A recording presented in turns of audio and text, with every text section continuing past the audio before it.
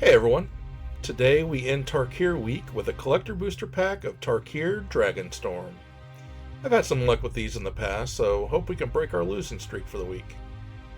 The goal is $33. I would love to see one of the Halo foils that's out there.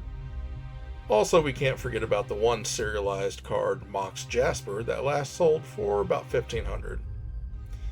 Alright, let's journey forth and accept our fate.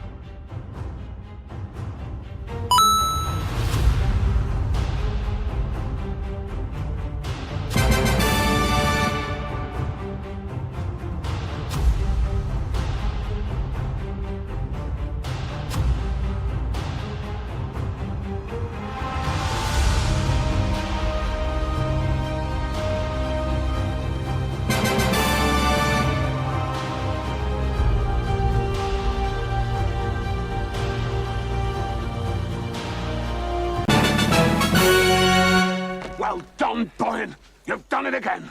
What a brute. That's even bigger than the last one.